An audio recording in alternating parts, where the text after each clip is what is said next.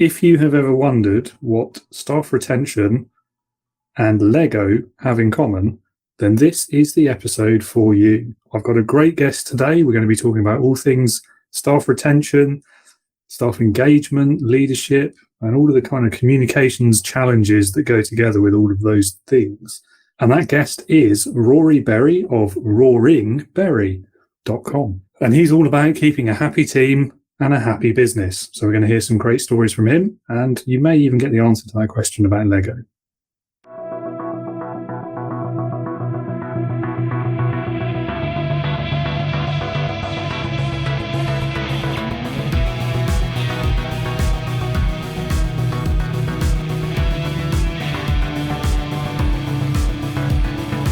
Welcome to the Leading with Integrity podcast. Leadership talk for the modern manager. With your host, David Hatch. Rory, thank you so much for joining me today to talk about leadership and stuff.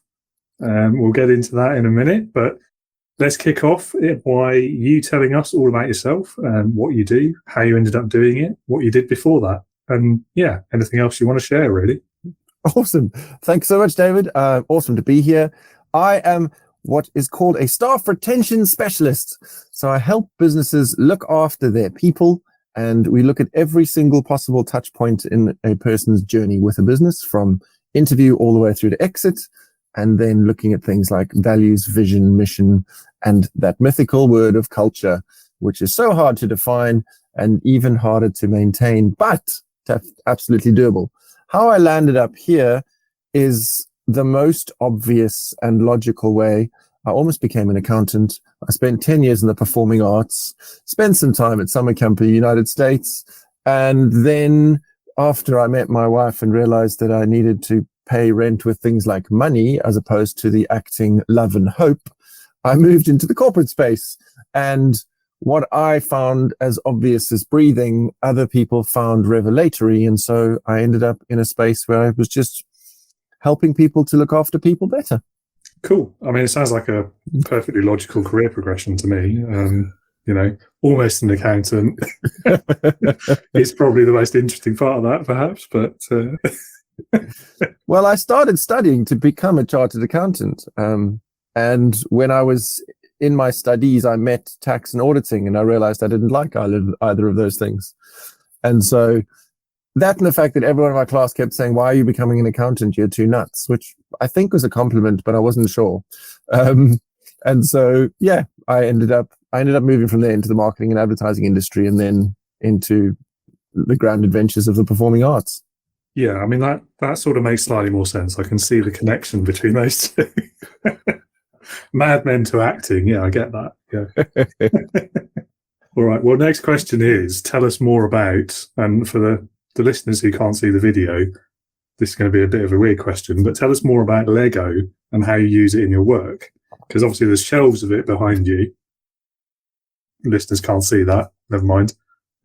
Well, in short, I have a plan where I believe that we don't play enough, especially as we get into the sort of big children world. Some call that adulting. I don't like that word because it involves sort of scary things like bills and responsibilities. Obviously, slight tongue in cheek there, because the stuff that I do is quite serious work, but it can have a playful element. And when you've got play involved, what happens is you get to do deeper work faster, which has a higher retention rate. And so I believe that when we're playing and we're laughing, we're learning better, deeper, and as I said, have a much longer retention rate of the play.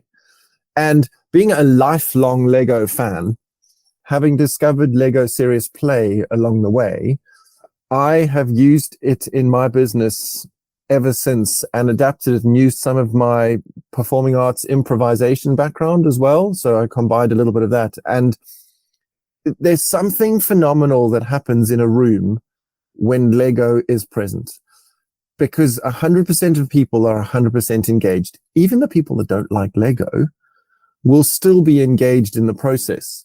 And sometimes it's as obvious as we connect people by connecting blocks. And it opens conversations. It provides beautiful nuance and opportunity for people to just go, oh, I'm talking about a big scary thing, but I'm not talking about me having said big scary thing. I'm talking about the model that I've built having the big scary thing. And so there's a slight separation of sort of church and state between the person doing the building and the describing. But we all know it's the same thing. But because there's that safety in the play element, and it just takes the edge off the really big, hairy, scary, serious stuff, it phenomenally changes rooms, and it changes environments, and it changes communication, and it changes teams for the better when we do it intentionally, the way we structure and we plan all of the things around the sessions that we've got. Yeah, we had a bit of a connection issue there, but I think we got all of it. You froze for a minute, and then the sound dropped out for a couple of words. But oh no, we'll carry on. We'll carry on. Hopefully, it'll be fine. The short version, it's awesome. It helps people talk to each other. Yeah, that's cool. We can do that for the sort of the edited version, can't we? Yeah. And I guess the good thing about sort of incorporating play, I suppose, is it's probably quite good for creativity, isn't it? And sort of innovative thinking, and it's the same parts of the brain, isn't it? Says the guy who knows nothing about the brain. It absolutely helps to just, if you think about kids, I mean, you give a kid a stick and a pan, and they've got everything from armor, weaponry, painting, spaceships, and a plethora of other things that they can just bring into the party. If you give the sort of average adult a stick and a pan, they say, I've got a stick and a pan. Maybe they might extend it to like a sword and a shield. But for most people, that lack of playfulness then comes back to I'm not going to say inability to be creative, because we can all be creative. And I believe we can't create wrong, which is one of the ways we set the container for any of these sessions. You can't build a wrong model when we're asking you to create something from your viewpoint. But as you let people, and for want of a better description, give them permission to play again, they break down their own barriers, let alone barriers that we put up with other people. We break down barriers with ourselves, and we reconnect back to that kid eyes, wonder, awe, exciting, surprise, delight way of looking at the world. And all of a sudden, we're then able to, as teammates and as colleagues, be able to look at problems creatively, look at ways to work together creatively. So yeah, that playful element and the creativity side of it is just, well, it's phenomenal, and I absolutely love it. Powerful learning tool as well, I think. One of my favourite bits of school was the term we spent with, I can't remember what they called it. Is it Lego Technic or something? It was one with the little motors and all the cogs and things. We had a whole term of allegedly science, where you'd do your sort of your theory of your motor and your model, and then you'd build it, and then you'd record it precisely with little 3D drawings, and it was really cool. I being me, obviously, I built a giant aeroplane out of it. It wouldn't fly because it was made of Lego, but it had spinny propellers and the rudders would move and all that kind of stuff. I loved it. I'm not sure what I learned, but it felt educational at the time. Well, you'll be surprised what you've learned. And if you think back, there's things like problem solving, creative thinking, lateral thinking, innovation, design, visualization, all of these things which help us in future worlds that we then inhabit in this grand old adventure called business. Well, I'm sold. Sign him up, folks. Yeah. Using that to help people with what you do and self-retention, all that kind of thing. I mean, is Lego the part of your business that you're most proud of, or is there something else? Ooh. Are there two things? I think the thing that I'm most proud of with my business is that I get to help companies make systemic and DNA level change and actually look after their people and not give lip service to it. So my happiest heart moments are when I see businesses that I've worked with getting it, if like they really just, they viscerally understand it, and then they start to live it. And that makes me so amped. And also, as a result of the business growing, and I'm hoping to do this a lot more in the next couple of years, I've been able to give back a little bit to charity. I support the Sussex Wildlife Trust because it's important to me, because we need to look after this little planet that we're on. And so helping to give back in that way also makes me proud. So I suppose it's a nuanced layer or two, but yeah, my biggest, happiest heart moments are when I see businesses get it, implement it, and then reap those massive rewards of looking after their people so well. I mean, staff retention as a whole has been a pretty hot topic, hasn't it? Yes. Particularly in the last couple of years, we've got the great resignation and everything, and record numbers of vacancies and all these kinds of things going on. But what inspired you to make a business out of that? I have always, even when I was an employee or even as a colleague, wanted to help people be better in whatever iteration that looked like or felt like for them. So just help people achieve and step into the fullness of who they were meant to be. Seeing that so many businesses took every single ounce of whatever flesh, pound of flesh, pint of blood, sweat, tears from employees as a way of trying to win never sat right with me. And I think for me, the biggest excitement about what I do in the staff retention space and the staff retention space and the looking after your people space is that it's becoming more and more mainstream, which is great. More and more people are talking about you can't just abuse them and expect them to work 18 hours a day, 8 days a week in some mythical work week that lasts 8 days, and just sort of hustle. Work life, I call it integration, because you can't have a work-life balance. That involves there having to be one person winning, one person losing, or one situation losing and winning. That doesn't work because you can't ever have balance then, but it's a work-life integration. So our work and our life is integrated, especially if you run your own business or you're a manager or a leader of people. So getting people to just be more heart-centric and people-led and servant leadership type styles. Whereas 5 to 10 years ago, when I was talking about this and getting people to think about it, I was definitely kind of given the "you're an absolute nutter" kind of response. Whereas now people are more open to it and businesses are starting to see that there's actually a bottom line benefit to looking after your people. And so unfortunately, we've had to go a little bit capitalist, inverted commas, in terms of getting people to understand that this investing in the woo stuff actually has a material bottom line answer over here.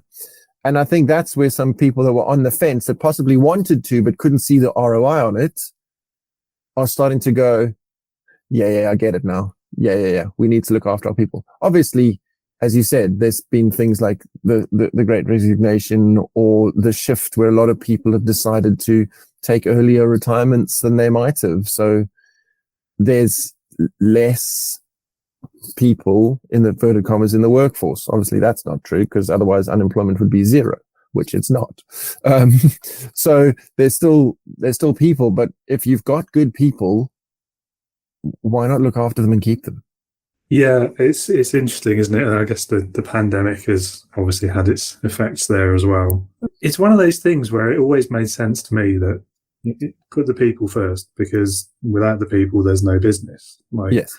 And even sort of best case or worst case, depending on which side of the argument you're on, even if you're just constantly churning people and turning them over, there's still a massive cost to that, because you've got to spend time and money finding and the replacements and the hiring process. Yeah. You've then got to train them. And then there's how do you even quantify kind of the knowledge that you've lost every time someone walks out the door? Yeah. Having done a bit of work on that, I can tell you that the minimum cost to replace a disengaged employee that leaves is 300% of their salary. Now, Ouch. That's playing nice with a couple of the numbers. It's probably in most cases closer to 500, maybe even 800% in really extremely bad situations. Mm. Now, if you think about the UK market specifically here in this example, the average salary is between 32 and 38, depending on which research you look into. So let's call it 35 just for easier maths. That's a casual 100K to replace someone that leaves. Show me a business that's prepared to just waste that kind of money or lose that kind of money without fighting for it. But they do, though. I think they do because they don't fully understand the costs. Mm. Yeah, no, it's a good point. Well, as you say, people are starting to wake up to it now, aren't they? So yes, thankfully. Yeah. What is the first thing you do with clients to help improve their staff engagement then and help the retention and stop them having to deal with that problem? We have to start in the boardroom or the owner or the C-suite, depending on how they're structured.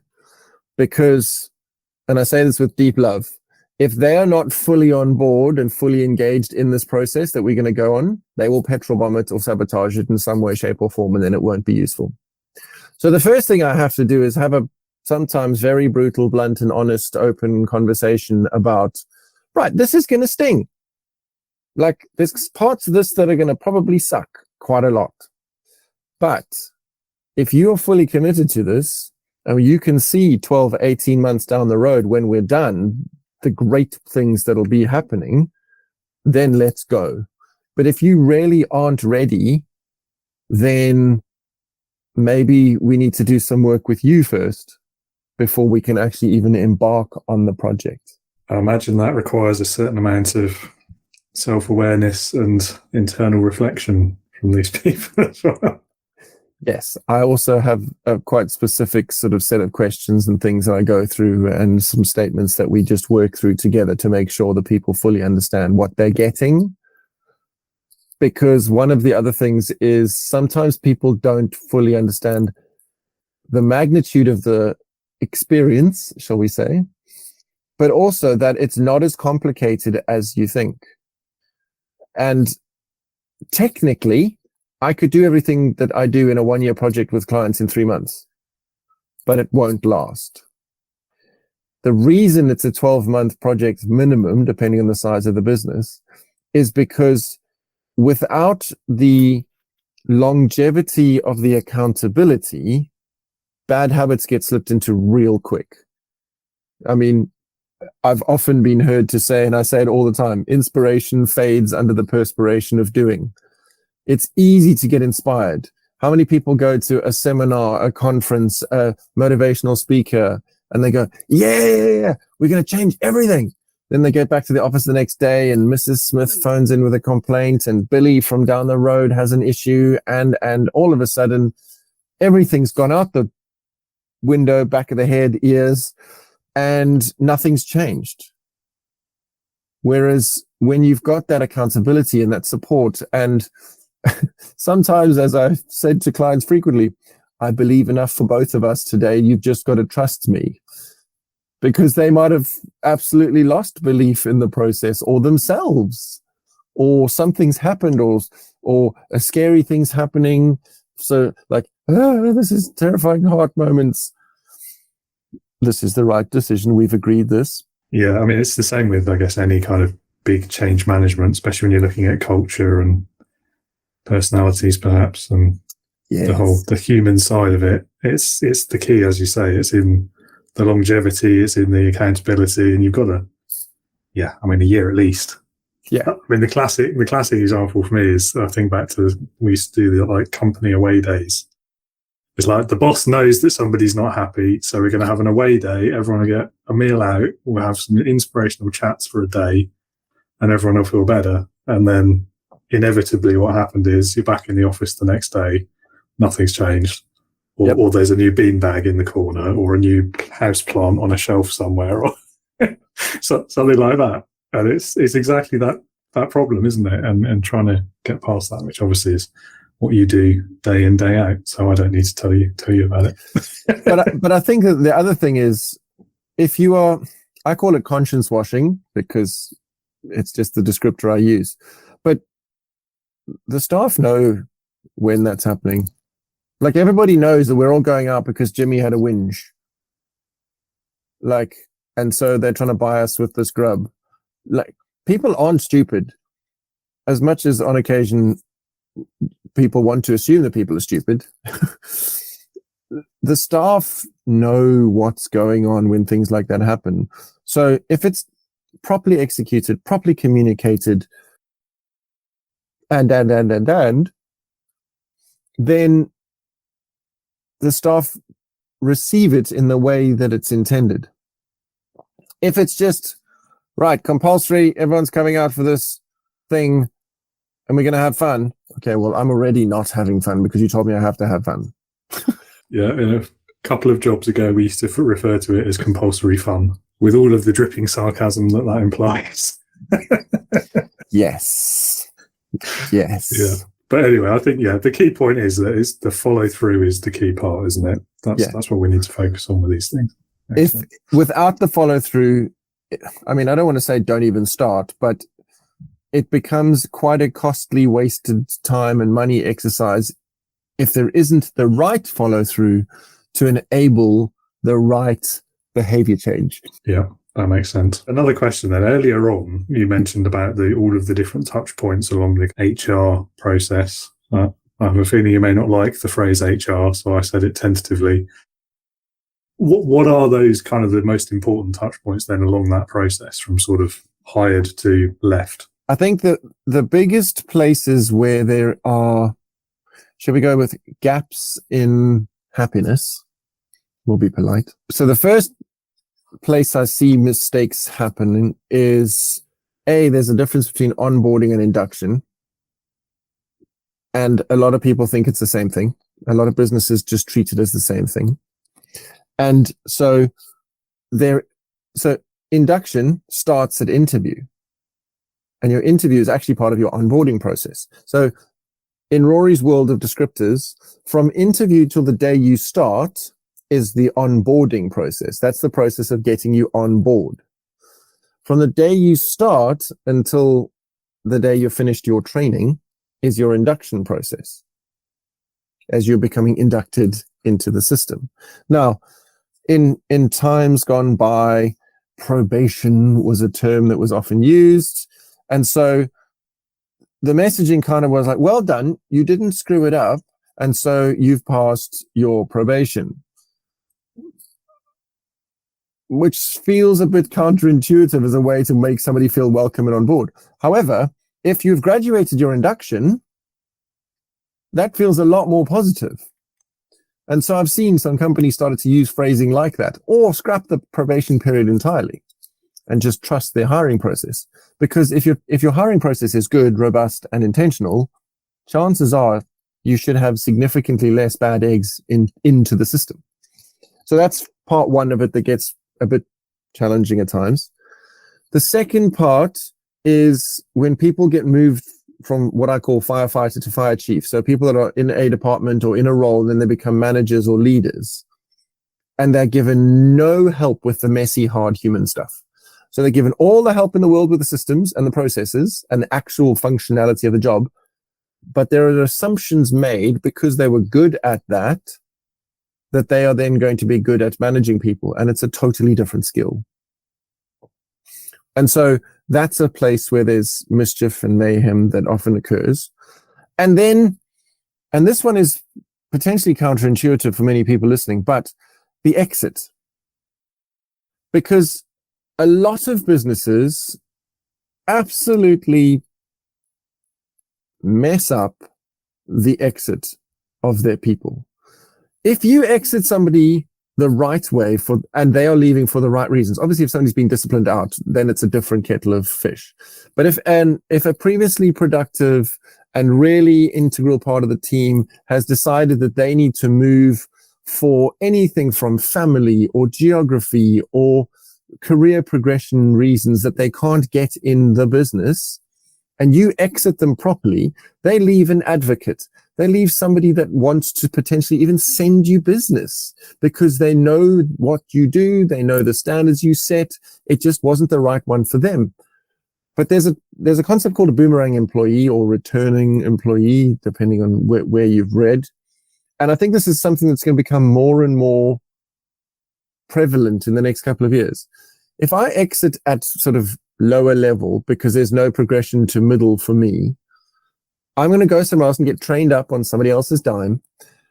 But if I exited well, and then I want to make another step up at a more senior level, I could potentially return into the business that I left as a junior because there's now a gap there.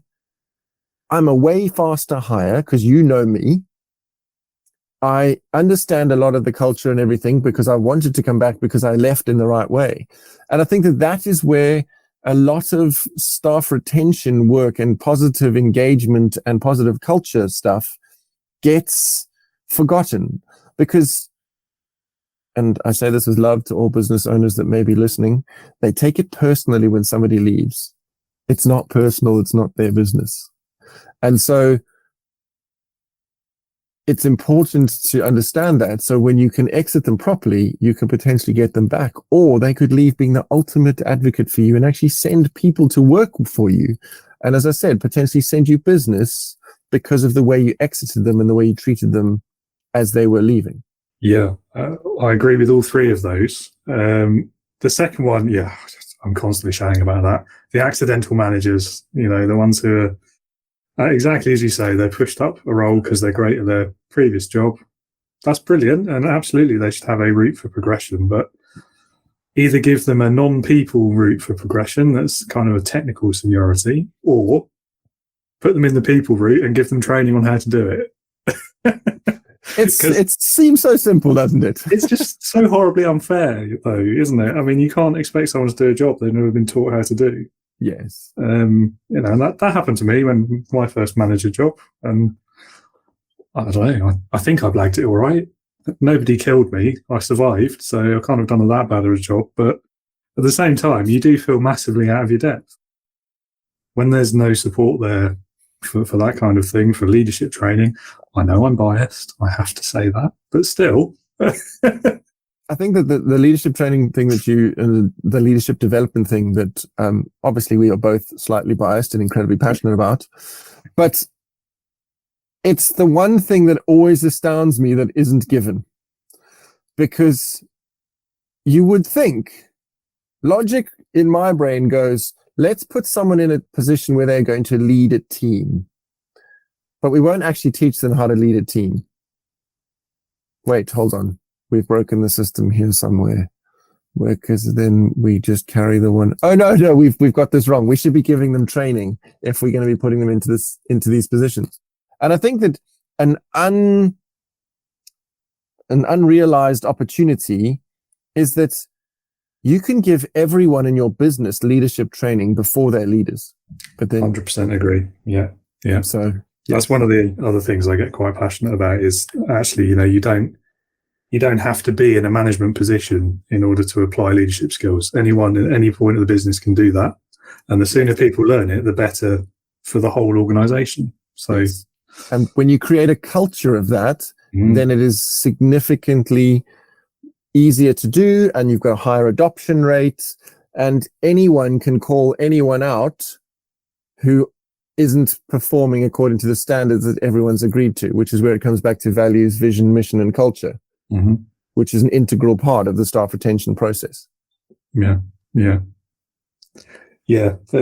that concept that went around a few years back about productive disagreements. Yes, man. Whoever came up with that, whoever coined that, they're never getting a beer from me. I'll tell you that much. Because it's one of those things that's such a great idea on paper, but as soon as somebody gets hold of it and tries to put it into practice, they totally misapply it, and what you end up with is people picking arguments constantly. Yes. I'm just doing this to help. No, you really aren't. I'm productively disagreeing. No, you're not. No, you're aggressively disagreeing. And that's not a spelling change. That's a different concept. Anyway. Yeah, and then your point about kind of induction versus onboarding, that's a very good point that had never occurred to me before. So I've learned something. Excellent. Mission achieved for today. Every day is a school day, as they say in the classics. Yeah. And yes, of course, agree about the exiting as well. Quite difficult, I think, though, if you know that the person is leaving because they're displeased with you or your organisation. Yes. And that's trickier to handle, I think. That is significantly trickier to handle, but it is also an opportunity for you to try and mend a fence or offer the proverbial olive branch as they exit. Because if you were in a position where you're leaving a business because disgruntled for X number of reasons, and somebody just went and held up their hands and went, yeah, we screwed that up. Sorry. Like, that is an incredibly powerful moment. And that level of vulnerability may not be recognized in the time of rah and frustration, but it will be recognized post in reflection. Yes, it may come back to help you later as opposed to haunt you. Yeah. Exactly. Yeah. Yeah. I wonder how many people actually do that. Not enough. No, clearly. That's why we still have businesses. Well, yeah, I guess so. Yeah.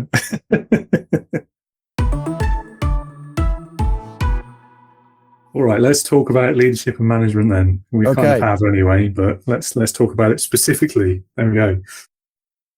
What are the biggest lessons that you've learned so far about leadership and management?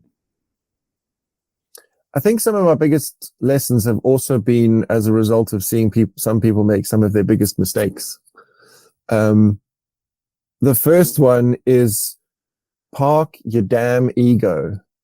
Like, there are so many times where I have seen absolutely phenomenally filled with potential situations or teams be wrecked by ego, because the culture was too egocentric. So that's one of the biggest ones. A mantra that I got from somebody that I deeply respect was just care like crazy, and the rest will take care of itself. And I think that is, once again, now it can be a double-edged sword, because you can over care and then it becomes an obsessive thing, which is obviously suboptimal. But if you can be servant leadership-esque, heart-centric, compassionate, empathetic as a leader, that doesn't mean that you're a weak person that gets pushed over. No, it just means that you've got the people skills to deal with your people and the ability to be vulnerable, but also be strong. And that's a beautifully powerful combination. Vulnerability and strength are hand in hand, in my opinion. And some of the best leaders I've ever seen and worked with and worked for and wanted to work with have both of those in high percentages in their world. And I think the other thing, which it's one of those just well, that's obvious. Listen. Use the geography of your face in the ratios that it exists. You've got one mouth and two ears, and yet most people in leadership spend a lot more time talking than they do listening. Yes, absolutely. I love that one. I trot that one out constantly. Where do you sit though? I mean, you've got two eyes, two nostrils as well. So how does that figure into it? No, I'm being facetious. I could answer that, but I won't. Yeah, that's a good one. So, I mean, you may have already answered the next question in your answer there, but let's try it anyway. What would you say, if you had to pick one, was the biggest mistake that you've seen a leader or a business owner make? Oh, letting ego get in the way. Hands down. That's the thing that's the thing I've seen wreck so much stuff, when ego combined with agenda get in the way of the biggest of the big pictures. And scarily enough, very often those two things are actually based out of fear.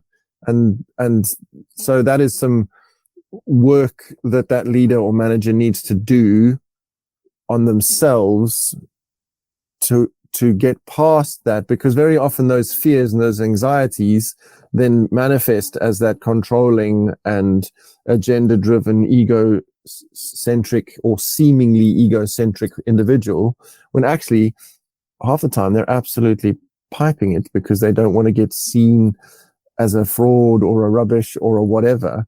So yeah, That's a bit of a complex answer, but that would be the answer.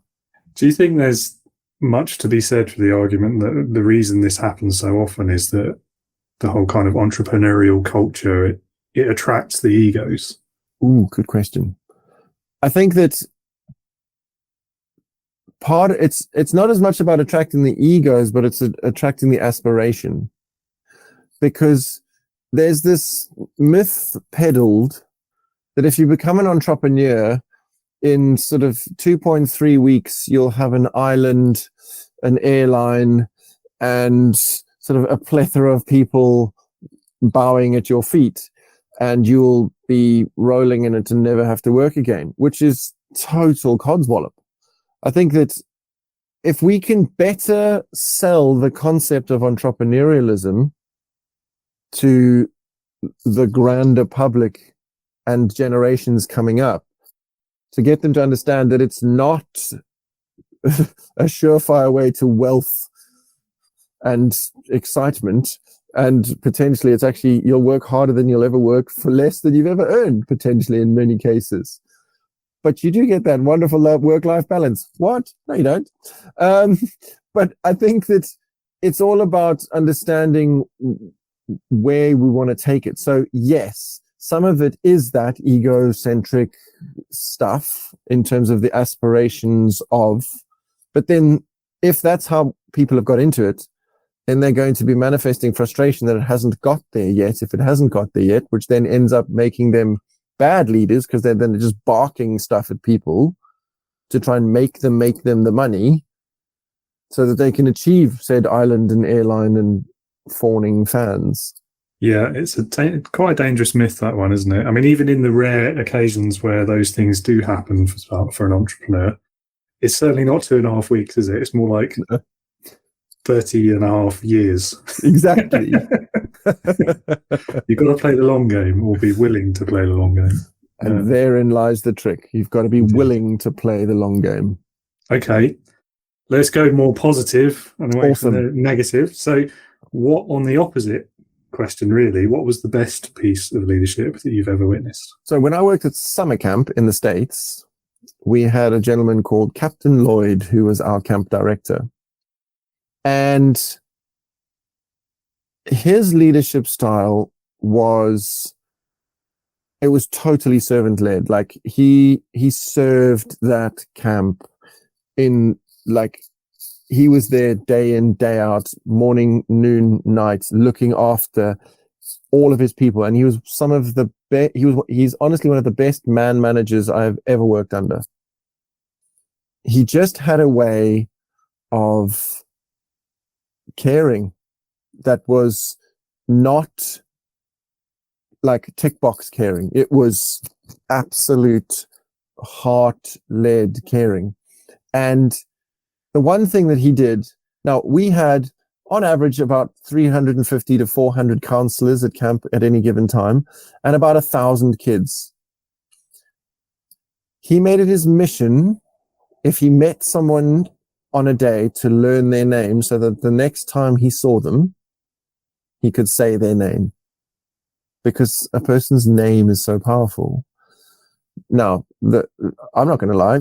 There were a lot of buddy, big guy and champs and tiger in the camp in my world, because I couldn't remember the names nearly as well as Captain Lloyd could. But and hey, buddy, always worked well. But I think that in terms of that, the leadership lesson there was just like, care about your individuals, because if you can look after your individuals, they will look after everything else. So that was powerful for me in terms of. And also he embraced the uniqueness of everyone. I mean, we had counselors from, I think the one year we peaked at, 25 different countries, let alone the different states in the States, who also have their own idiosyncrasies and rivalries for various sporting allegiances, etc. But just the way he managed us all, I mean, that place ran on 4 of the simplest rules on the planet. Listen, share, try your best, do what's right. And there were 1,400 of us when it was full camp in session, running off those 4 things. that takes phenomenal leadership, in my opinion. Yeah, definitely. You're right. There is power in names, isn't there? It reminds me of, I saw it on, I can't remember, it was one of the social medias the other day. It was a story about JFK and how he was getting a tour of NASA one day, and there was a janitor there. I don't know if this is true, but it was a nice story. There's a janitor there sweeping up the hallway, and so he went off and he held his hand and said, "Hi, I'm Jack. Nice to meet you. What do you do here?" And the guy was like, "Oh, my name's Steve. I'm helping put a man on the moon." And it's that same kind of mentality, isn't it? That because the president's talking to the janitor, but he's all part of the team. Yeah. Top drawer, that is. Yeah, definitely. All right. We're rattling through these questions pretty quick. We might have to have an extra segment on Lego at the end. But, comfortable with this plan. Yeah, no promises, but we'll see. If you had to pick your top 3 pieces of advice for a new business owner, what would they be? So one thing that I haven't mentioned yet is ask for help. If you're a new business owner, even if you've set up businesses before, that new business is still a first-time experience in that iteration of whatever it is. Don't be alone. There are plenty of people that want to help and will help if asked. So that's the first thing. Ask for help. Just ask. The worst thing they say is, "No, I can't help you." Ooh, well, then you're no worse off. So that's the first one. Second one, park your ego. Yes, I get that our egos and our stuffness and our personalities are part of our businesses, especially when we're starting them out, and potentially our personal brand is part of it. But you can do that without being egocentric and ego-driven. And I think the third one, I'm going to say care, just care like crazy, because it's a bit of a catch-all, but also it helps you navigate through stuff. Yes, it means that you will potentially have a bit of heart in the sleeve at times, and it'll be stingy when things don't quite work out the way we want them to. But even in those moments, caring like crazy means that we fight harder and we get up quicker. I call them our Chumbawamba moments, showing my age. Great song. But it's that ability to bounce back up again once we've been knocked down. That's so important. And if you care, you get up and you keep fighting. So yeah, I guess those would be my 3. Yeah, I think it's important as well to care about the right things. Yes. For me, it's the people first aspect, isn't it? You've got to care about the people. So I think there's quite a few misguided managers or business owners that I'm sure all of us have worked for, who, no question that they cared, but I think they probably cared about the wrong things, like that's fair. The business or their ego or or the way they are perceived less. Yes. Yeah. So definitely care about the people. Awesome. Yes. Well, those are 3 excellent pieces of advice. So thank you for those. Happy to help.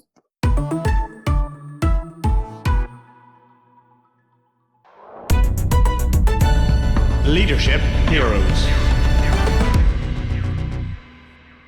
And we're on to the last question. If you had to pick one person, and they can be alive or dead, past, present, real, fictitious, go nuts, who, in your opinion, would perfectly embody leadership, who would that be and why? You've got to justify it as well. Ooh, this is a corker of a question.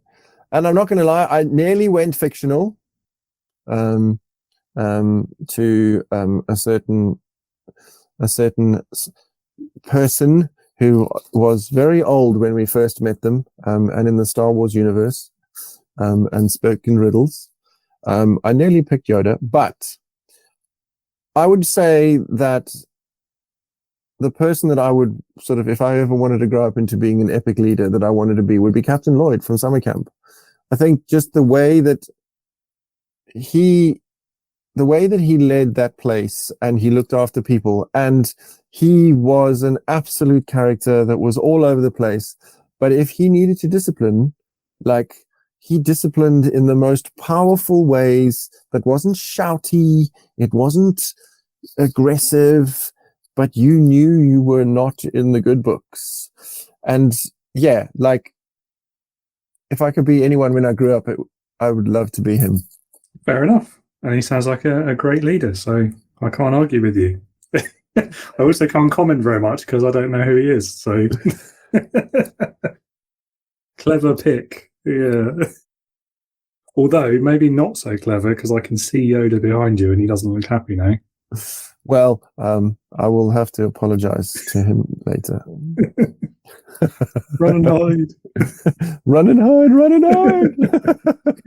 Amazing. Awesome. Well, Rory, thank you again so much for taking the time out of your day. I think I can give you a little bit of time now to talk more about your business and give the listeners a chance to, or a place to get in touch with you if they want to work with you or if they need your help. Thanks so much for having me. It has been an absolute adventure and I've loved the conversation. If anybody is looking to get hold of me, the best places to find me are probably LinkedIn, or if they just go to roaringberry.com, roaring as in lion, berry as in strawberry, .com, and they can find me there and all my contact details are there. And yeah, I'd love to help if anybody wants to have a ton of fun as we make material DNA changes to their business. It's quite a mouthful, but it sounds interesting. And I'll put your links and everything in the episode description as well, so listeners can find it easily. Awesome sauce. Thanks again, Rory. Great conversation. Really enjoyed speaking with you today, and I think we've all learned a lot. Well, I certainly learned quite a bit there about staff retention, especially at that beginning of the process. So thank you for sharing your knowledge and insights there.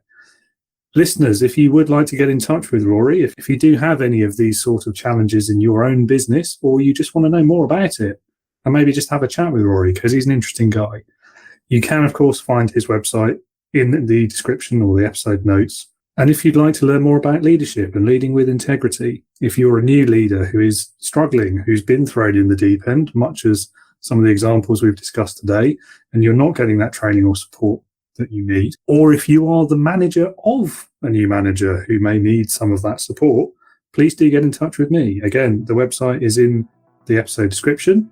And that's all we've got time for today. Thank you so much for listening. Take care of yourselves, and remember, be a leader, not a boss.